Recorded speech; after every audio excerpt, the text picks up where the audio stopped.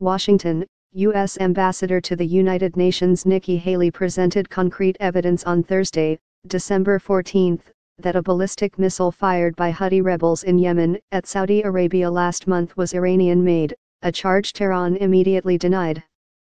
Haley accused Tehran of a blatant violation of UN Security Council obligations designed to rein in its missile activity, further stepping up the rhetoric towards Iran, which Washington accuses of going against the spirit of a historic nuclear accord.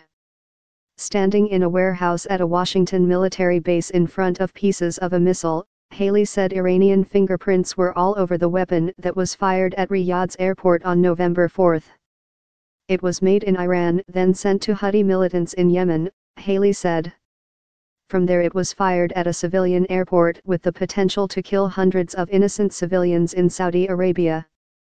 Ali Reza Miriasfi, spokesman at Iran's mission to the United Nations, said Tehran categorically rejects the U.S. claims. This purportedly evidence, put on public display today, is as much fabricated as the one presented on some other occasions earlier, he said. The Iranian mission said the accusations leveled by Haley were intended to divert attention from the devastating war in Yemen being led by Saudi Arabia, a key U.S. ally. Haley has called on the UN Security Council to take a tougher stance toward Iran, accusing Tehran of making illegal arms deals in Yemen, Lebanon, and Syria. A confidential report to the Council says UN officials had examined debris from missiles fired at Saudi Arabia which pointed to a common origin, but there was no firm conclusion as to whether they came from an Iranian supplier. Haley said the missile was an Iranian Qaem-class short-range ballistic missile and pointed to valves that she said proved its origin. The Qaem-1 is based on a modified Scud design. Today's revelations proved yet again that Iran's dangerous presence in the Middle East is only growing despite their attempts to deceive the world, Israel's ambassador to the UN Danny Danon said in a statement. The threat of Iranian missiles stretches from the Persian Gulf through Yemen, Syria, and all the way to Lebanon and Gaza.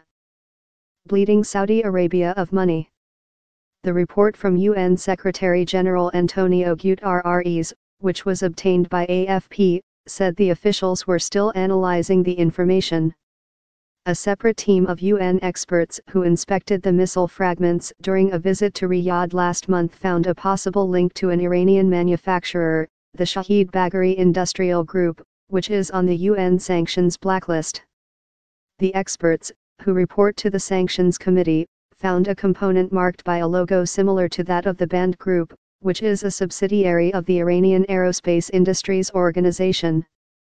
In his report, Guterres said officials had seen the logo but that they were still analyzing the information.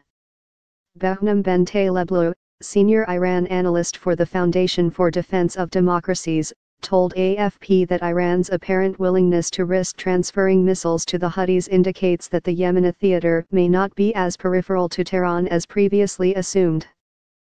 Bleeding Saudi Arabia of money and men is a clear goal for Iran as it continues its war in Yemen, he said in an email.